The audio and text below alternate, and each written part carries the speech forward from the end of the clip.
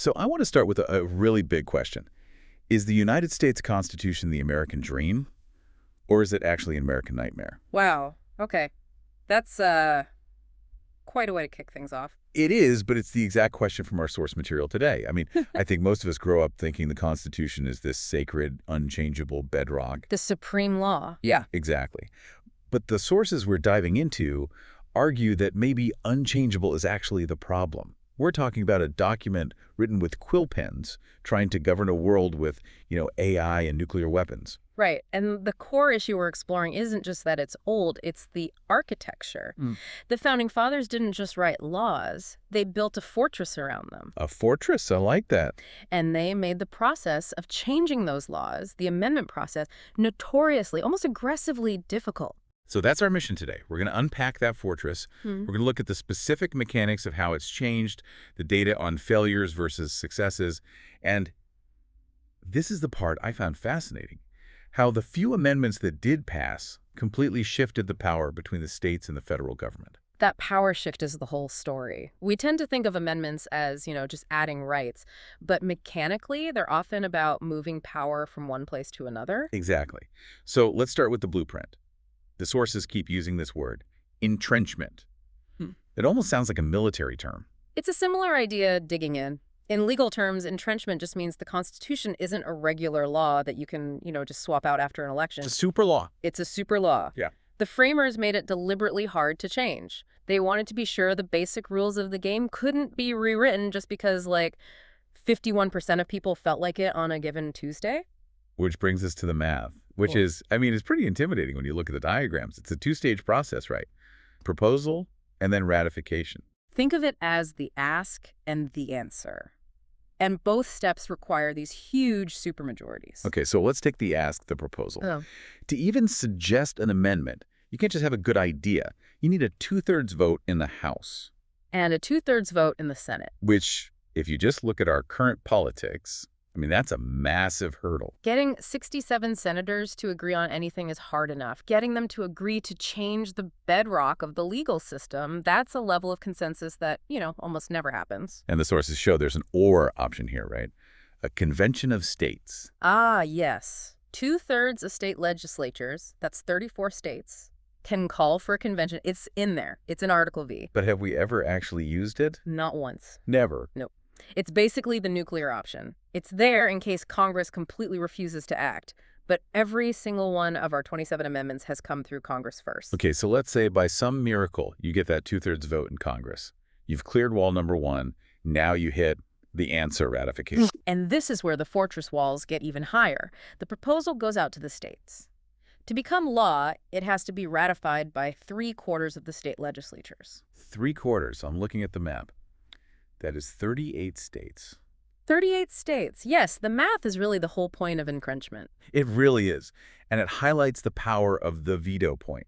If you need 38 states to say yes, then you only need 13 states to say no. And that kills the entire thing. Exactly. And if you take the 13 smallest states by population, it means a really small percentage, the total U.S. population, can block the will of everyone else. Which was the point, right, to stop the tyranny of the majority. Precisely. But the critics in our sources say it creates the opposite problem, a tyranny of the minority, where a small group can basically hold the whole Constitution hostage. Despite all that, we have scaled a wall. 27 amendments are on the books.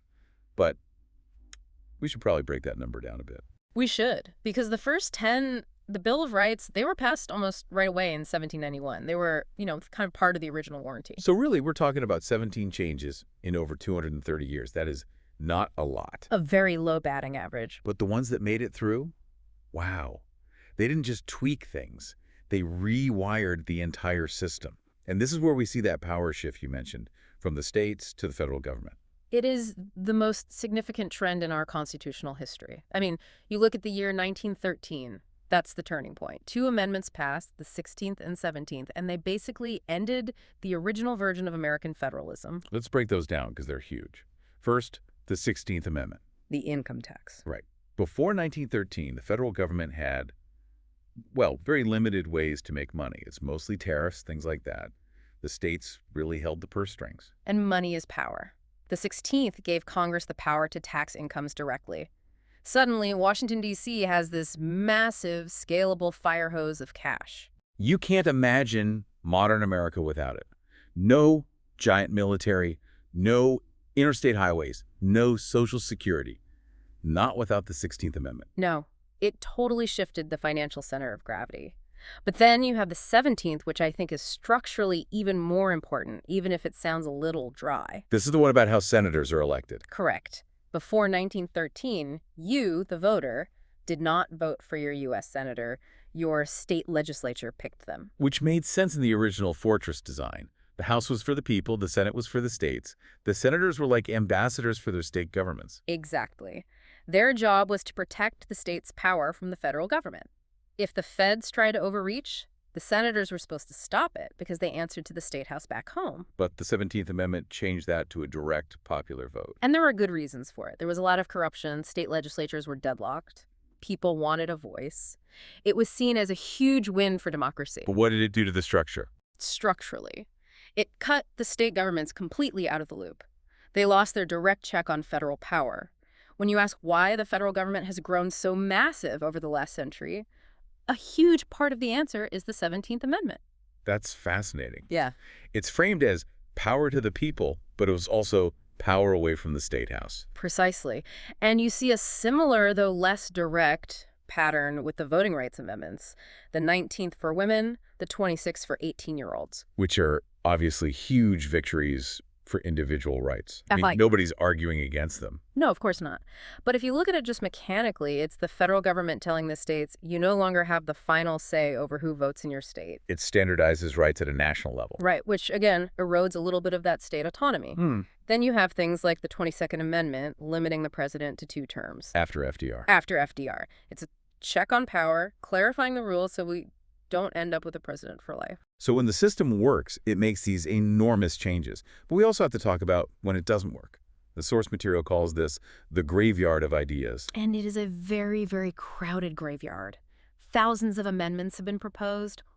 Almost none even get a vote. And we're not just talking about fringe ideas. We're talking about things with massive popular support that just died. The flag desecration amendment is probably the most dramatic case study. Oh, I remember this.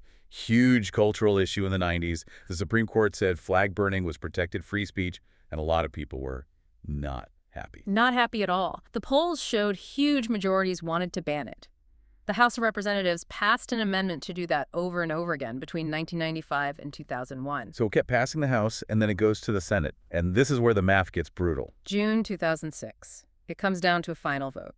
To get that 2/3 supermajority, they needed 67 votes. The final tally was 66 to 34. Wait, one vote. It failed by a single vote. One single vote. I mean, think about that. 66 senators, a huge landslide in any normal context, said yes. But the Constitution demands so much consensus that 34 senators were able to stop it cold. That perfectly illustrates the whole fortress idea. It doesn't matter how popular it is. If you don't hit that magic number, you're done. And we saw the exact same thing with the Balanced Budget Amendment in 1995. Passed the House, went to the Senate, failed by 1 vote. That must be agonizing for the supporters. There was also a more recent attempt to get rid of the Electoral College, right? Back in 2016. Yeah, but that one didn't even get close. And in a way, that shows the system working as intended to blocking changes that are seen as more partisan and don't have that super broad support. So we have this incredibly high bar, only 17 real changes in over 2 centuries. The question is why? Why so rare? I mean, the world is completely different, and the sources have a few reasons, but I want to zoom in on the one they call the silent amendment. Judicial review. This, to me, was the biggest aha moment in the research. We don't change the text of the Constitution. We just change what the text means. Exactly. Why go through the absolute political nightmare of getting 2/3 of Congress and 38 states to agree on new words when you can just get a case to the Supreme Court and have 5 justices interpret the old words in a new way? It's the path of least resistance. The source material uses the 8th Amendment as a perfect example. Cruel and unusual punishment. Right. In 1790, cruel and unusual might have meant, don't disembowel someone in public. Today, the court interprets those exact same 3 words to mean you can't execute a minor or someone with a very low IQ. The text never changed. Not a single letter. But the meaning, the legal application has been completely transformed. Those are interpretative amendments. That explains so much about our politics. It's why Supreme Court nominations are now all-out wars. It is.